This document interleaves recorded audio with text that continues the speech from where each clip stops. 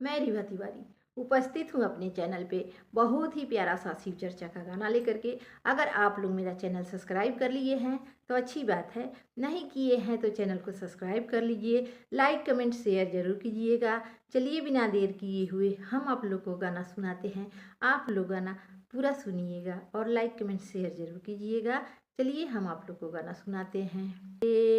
हरे भोला हरे हरे शिव गुरु ऐनी घरे घरे। हरे भोला भरे हरे शिव गुरु ऐनी घरे घरे।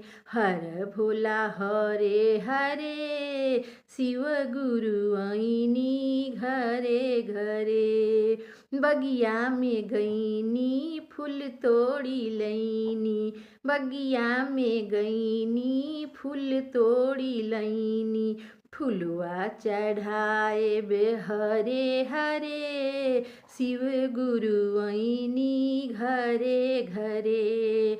फुलवा चढ़ाए बे हरे हरे शिव गुरु ऐनी घरे घरे।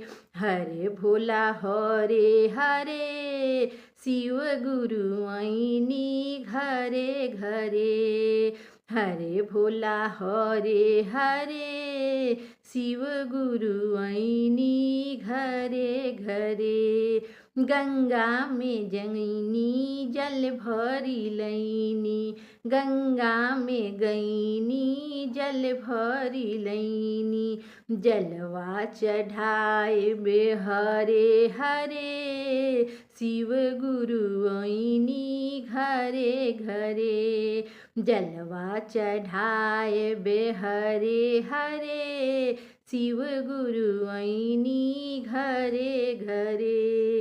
गंगा में जैनी जल भरी लैनी, जलवा चढ़ाए बे हरे हरे शिव गुरु ऐनी घरे घरे। हर भोला हरे हरे शिव गुरु ऐनी घरे घरे। हरे भोला हरे हरे शिव गुरु ऐनी घरे घरे। पर्वत पर गईनी भंगिया तोड़ी लैनी, पर्वत पे गईनी भंगिया तोड़ी लैनी। भंगिया तोड़ी लैनी हो भंगिया तोड़ी लैनी। पर्वत पे गईनी भंगिया तोड़ी लैनी, भंगिया तोड़ी लैनी हो भंगिया तोड़ी लैनी।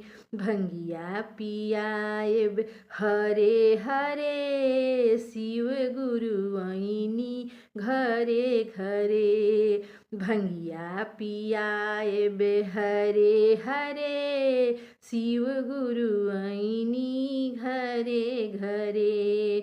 भंगिया चढ़ाए बे हरे हरे शिव गुरु ऐनी घरे घरे। बेलपत्र चढ़ाए बे हरे हरे शिव गुरु ऐनी घरे घरे।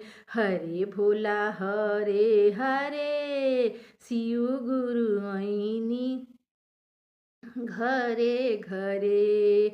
हरे भोला हरे हरे शिव गुरु ऐनी घरे घरे।